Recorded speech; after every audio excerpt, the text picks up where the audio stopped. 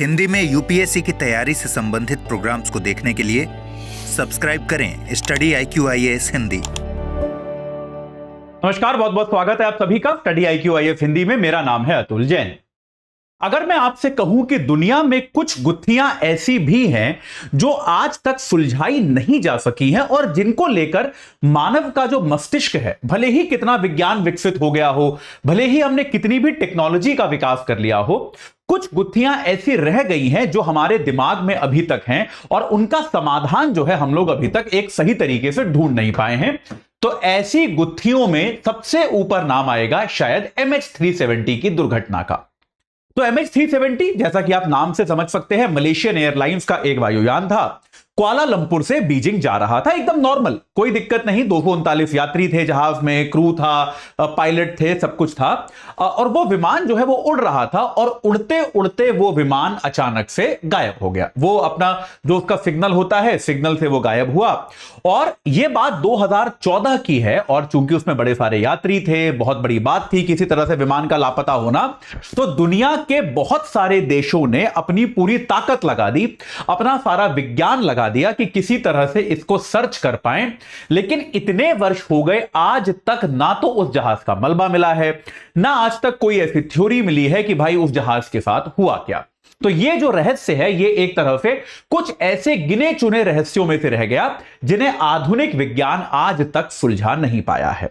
लेकिन इसका मतलब यह नहीं है कि वैज्ञानिकों ने गिव अप कर दिया है। वैज्ञानिक अब भी इसका प्रयास कर रहे हैं। तो इसको ढूंढने के लिए कि यह विमान जो है, अब ये तो देखिए लगभग तय है कि इसमें कोई बचा नहीं है, क्योंकि 10 साल हो गए। अगर कोई बचा होता तो अब तक सामने आ चुका होता। लेकिन और अगर हम जो इसको लेके भाई ये भ्रांतियां हैं कि ये कहीं दूसरे ग्रह में चला गया वगैरह वगैरह, उस तरह की बातों को अगर छोड़ दें, लेकिन अगर नॉर्मल तरीके से यह विमान कहीं, क्योंकि समुद्र बहुत अथाह है, कहीं उसमें क्रैश हुआ है, तो कभी ना कभी किसी ना किसी तरह से तो इसका कुछ भाग तो मिलेगा। तो इसके लिए वैज्ञानिक अब एक और प्रयास करने वाले हैं। कार्डिफ यूनिवर्सिटी के जो वैज्ञानिक हैं वो एक नया एक्सपेरिमेंट करने वाले हैं। वो एक्सपेरिमेंट क्या है मैं आपको अगले 5 मिनट में बताऊंगा। लेकिन उसके पहले आपको बता दूं कि भाई हमारा P2I बैच 28 तारीख से शुरू हो रहा है, शाम 6 बजे का इस बार ये बैच है। एजे लाइव कोड लगाइए 27999 में, इस बैच से जुड़ जाइए। रोज 3 घंटे की live class, mentorship, daily practice questions, pre और मेंस के। अगर आप मेंस के क्वेश्चन का माफ कीजिएगा, रोज फीडबैक मिलेगा आपको, चेक होंगे। प्री और मेंस की टेस्ट सीरीज 18 किताबें आपके घर पहुंचेंगी। और अगर आप प्री क्वालिफाई करते हैं तो मेंस की तैयारी के लिए आपको हम दिल्ली बुलाएंगे। आपका रहना, खाना, पढ़ना सब इसी खर्चे के अंदर होगा। तो एजे लाइव कोड लगाकर आप आज ही इस बैच से जुड़ जाइए और अपनी तैयारी को एक सही आकार प्रदान कीजिए। चलिए, तो देखिए कार्डिफ यूनिवर्सिटी भाई देखो कर क्या रही है। वो क्या करने वाले हैं, वो कुछ धमाके करने वाले हैं, है ना। और लिटरली मतलब ऐसा नहीं कि केवल ऐसे कहने के सेंस में नहीं कह रहा। एक कार्डिफ यूनिवर्सिटी है, उसके रिसर्चर जो है वो अभी भी इसमें लगे हुए हैं कि यार ऐसा कैसे हो सकता है कि भाई एक इतना बड़ा विमान, जो कि चलिए हम मान सकते हैं कि समुद्र इतना अथाह है कि उसमें विमान एक चींटी के बराबर भी नहीं है, लेकिन तब भी अगर कोई विमान क्रैश किया तो भाई एक ऊंचाई से गिरा होगा। अगर वो एक ऊंचाई से गिरा तो उसने कुछ तरंगे उत्पन्न करी होंगी। वो तरंगे जो हैं, क्योंकि पानी है, दूर दूर तक अथाह पानी है, वो तरंगे बहुत दूर तक ट्रैवल करी होंगी। और बहुत दूर दूर तक जो दुनिया भर में स्टेशन बने हुए हैं, जिनको हम कहते हैं hydro acoustic station. Hydro acoustic station, acoustic मतलब आवाज वाले। हाइड्रो अकूस्टिक आपके जो स्टेशन बने हैं दुनिया भर में, जिनमें से एक स्टेशन तो ऑस्ट्रेलिया में है जो करीब 2000 किलोमीटर दूर है।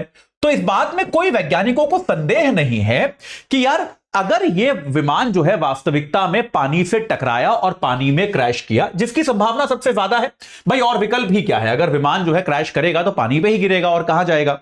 तो अगर यह विमान पानी पर गिरा तो यार इसकी जो तरंगे बनी होंगी ये उस हाइड्रो अकूस्टिक स्टेशन में कहीं ना कहीं तो कैप्चर हुई होंगी। कुछ तो वहां पे एक स्पाइक आया होगा। अब ये भी हो सकता है, देखिए समुद्र के अंदर क्या होता है, बहुत तरह की आवाजें होती हैं। तो कई बार यह संभव है। और अभी हम जो बात कर रहे हैं वो 10 साल पहले की कर रहे हैं। पिछले 10 सालों में विज्ञान ने तो बहुत तरक्की करी है। तो वैज्ञानिकों को एक संदेह यह भी है कि हो सकता है कि उस विमान से कोई तरंग ऐसी बनी हो जो यहां पे आके इस स्टेशन पे रजिस्टर हुई हो, लेकिन ये स्टेशन जो है उसमें और समुद्र की सामान्य तरंगों में फर्क ना कर पाया हो।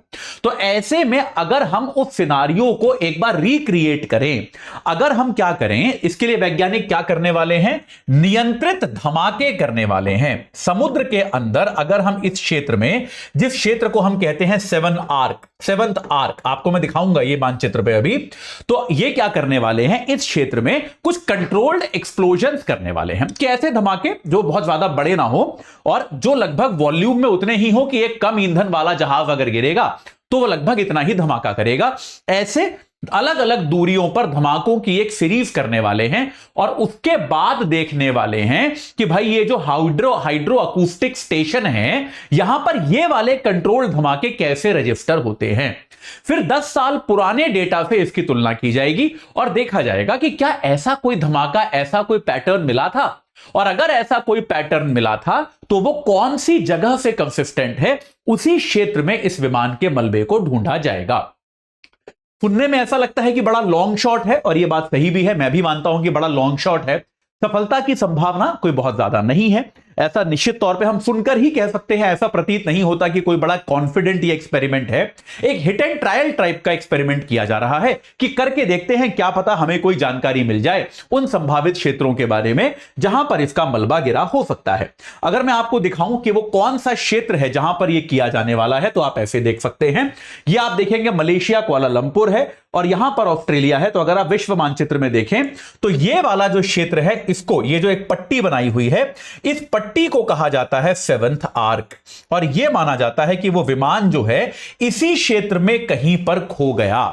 हालांकि एकदम नियत जानकारी हमारे पास आज भी नहीं है, लेकिन तब भी यह मानने के पर्याप्त आसार हैं। कई सारे इस प्रकार के डेटा आए हैं कि इस जगह विमान की ऊंचाई कम हुई थी, विमान में ईंधन भी कम हुआ था, पता नहीं क्या हुआ था, आज तक किसी को नहीं पता, लेकिन तब भी यह मानने के पर्याप्त आधार हैं कि इस क्षेत्र में ही कहीं ऐसा हुआ था जिसको सेवंथ आर्क के नाम से जाना जाता है।